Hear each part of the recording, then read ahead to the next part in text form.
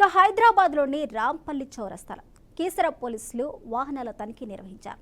ఈ క్రమంలో ఒక వ్యక్తి పోలీసులను చూసి బైక్ వదిలి పారిపోతూ ఉండగా పట్టుకున్నారు. అనంతరం అతన్ని విచారించగా 5 బైక్ దొంగతనం చేసినట్లు తెలిపారు. దీంతో ఆ వాహనాన్ని సీజ్ చేసి నిందితుడిని రిమాండ్కు తరలించారు. గతంలో అతడిపై నేర చరిత్ర కూడా ఉన్నట్లు నిర్ధారణ అయిందని పోలీసులు తెలిపారు.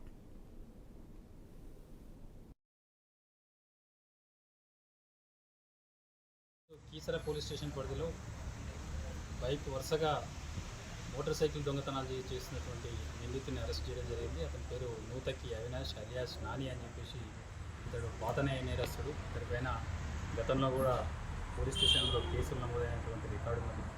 అతన్ని ఈరోజు మా క్రైమ్ ఎస్ఐ గారు వెంకటనారాయణ గారు అదేవిధంగా క్రైమ్ స్టాఫ్ అందరు కలిసి అతన్ని అప్రహెన్షన్ చేయడం జరిగింది. చేసి అతని దగ్గర నుంచి 5 బైక్లని సీజ్ చేసేసి వాటిని రికవర్ చేసేసి ఈరోజు అతన్ని కోర్టులో రిమాండ్కు పంపించడం జరుగుతుంది. అదేవిధంగా ఇంకా ఫర్దర్గా ఇన్వెస్టిగేషన్లో అతను ఈ 5 బైక్లైనా ఇంకా కూడా వేరే ఏమైనా బైక్ దొంగతనాలు చేసేటువంటి విషయాన్ని కూడా మేము పరిశీలించడం జరుగుతుంది. ఈ సందర్భంగా అందరికీ కీసర పోలీస్ స్టేషన్ పరిధిలో ఉన్నటువంటి ప్రజలకు నా యొక్క విజ్ఞప్తి ఏంటంటే, ఖచ్చితంగా మీ 2 వీలర్స్ ఏవైతే ఉంటే పార్కింగ్ లేనటువంటి సమయంలో మీరు ఇళ్ళ ముందు పెట్టుకుంటున్నారు. ఇంటి ముందు పెట్టుకునేటువంటి సమయంలో మీరు లాకే కాకుండా సైడ్ లాకే కాకుండా మీరు వీల్ లాక్ అనేది ఉంటుంది. ఒకటి వీల్ లాక్ తీసుకున్నట్టయితే